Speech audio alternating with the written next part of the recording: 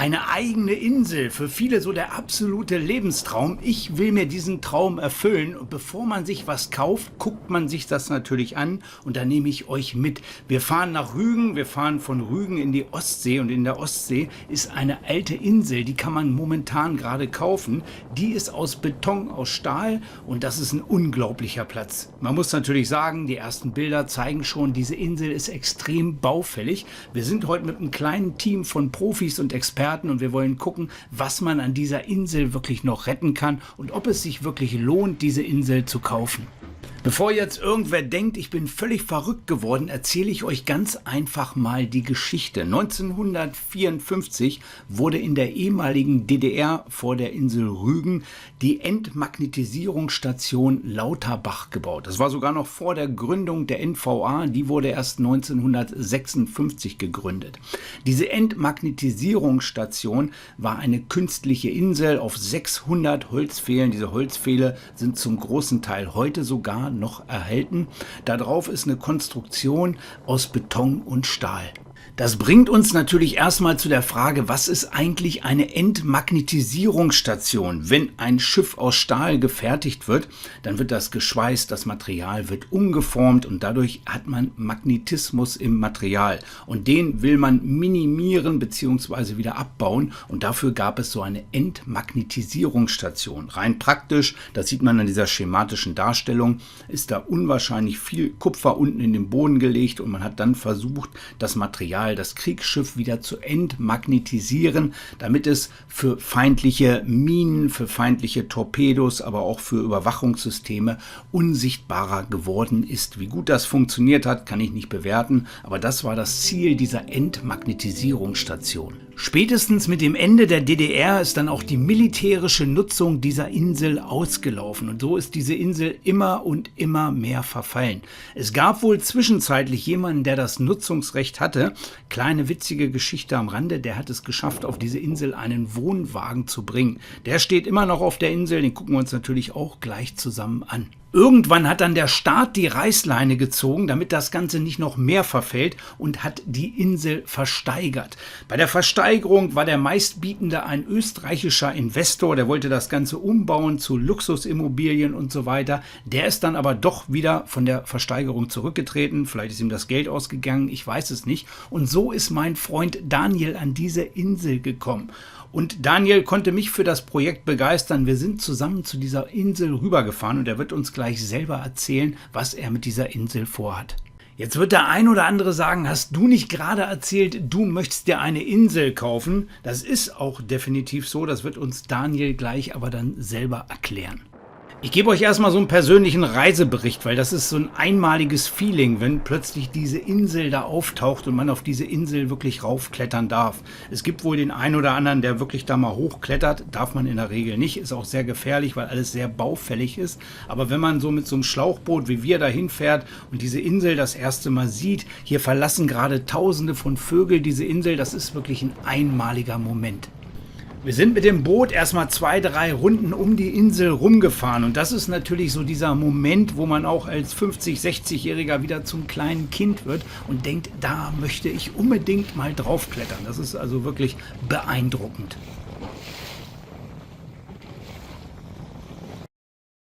Und dieser erste Moment, wenn man diese Insel das erste Mal betritt, ist schon sehr, sehr zwiegespalten. Erstmal hat man so einen Geruch von Vogelkot in der Nase, um nicht Vogel SCH zu sagen. Auf der anderen Seite sieht man diese unglaublich verfallene Insel.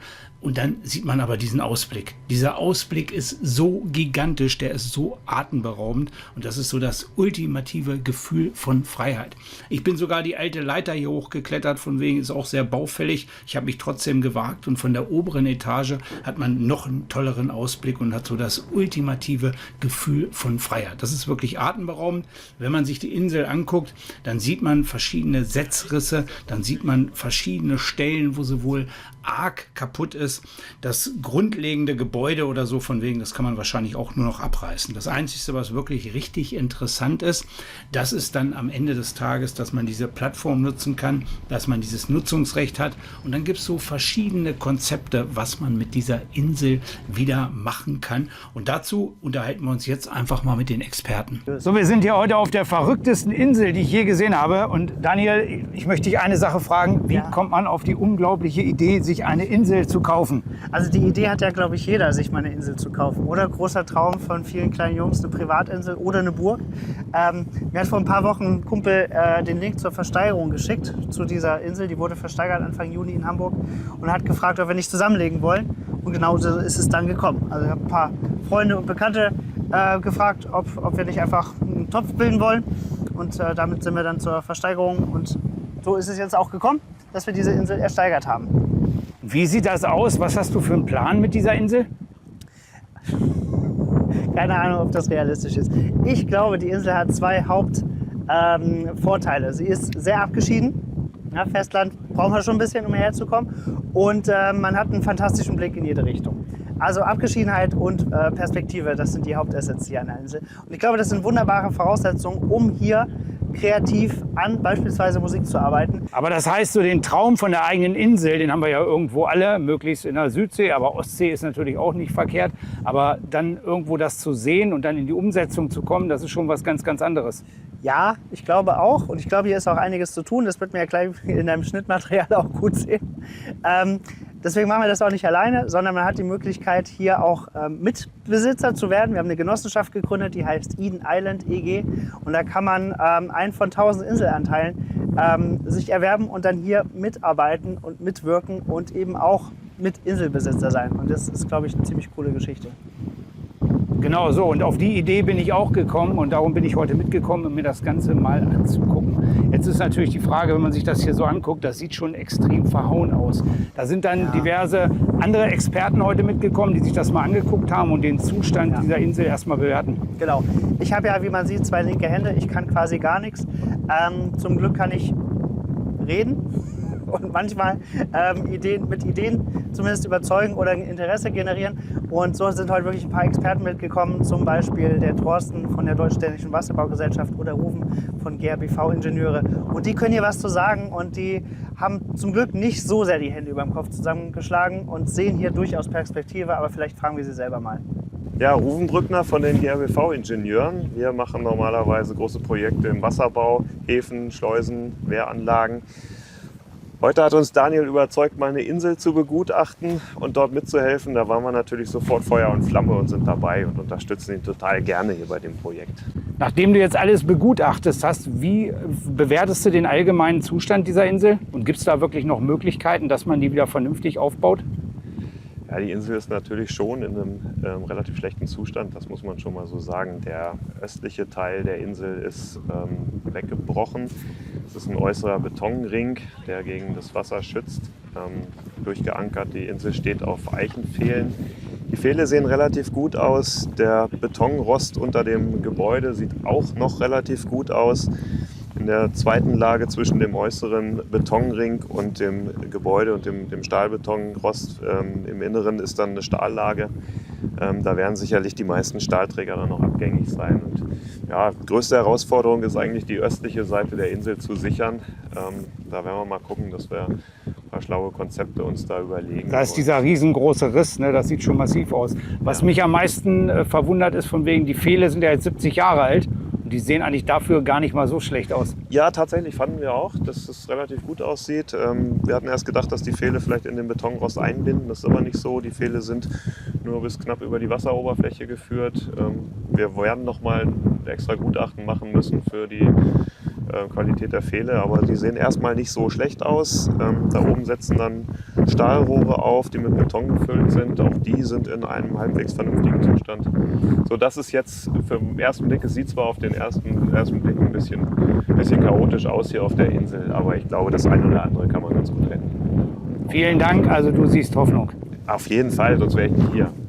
Ja, mein Name ist Thorsten Hauser, ich bin Geschäftsführer von der Deutsch-Dänischen Wasserbau GmbH. Wir machen Wasserbauprojekte aller Art an der Nord- und Ostsee, Schwerpunkt aber an der Ostsee.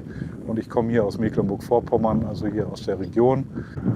Das heißt, du bist mit Daniel in Kontakt gekommen, der konnte dich für dieses Projekt gewinnen und du hast dir das heute mal mit angeguckt, weil du halt Profi in dem Bereich bist und hast so gewisse Ideen, wie man das Ganze wieder aufarbeiten könnte. Kannst du uns da so kurz dran teilhaben lassen?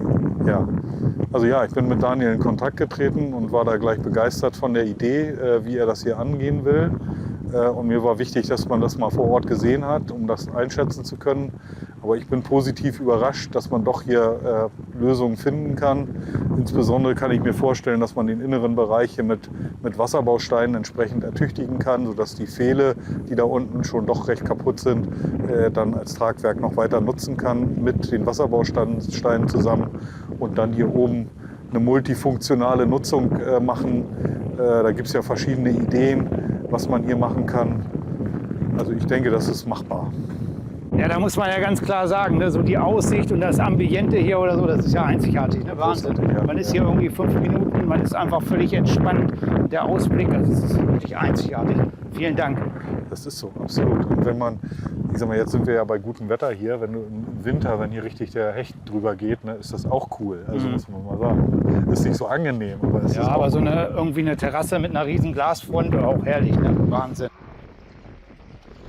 Eine Frage bleibt natürlich noch, wie ist der Wohnwagen hier auf diese Insel gekommen? Es gab Leute, die hatten zwischendurch hier mal ein Nutzungsrecht und wahrscheinlich haben die den Wohnwagen hierher geschafft und haben dann da zeitweilig drin gewohnt. Man weiß es nicht. Sieht natürlich richtig lecker aus, da leben mittlerweile die Vögel drin. Kleine witzige Geschichte am Rande, der Wohnwagen ist bei Kleinanzeigen als zu verschenken eingestellt, muss aber natürlich selber abgeholt werden.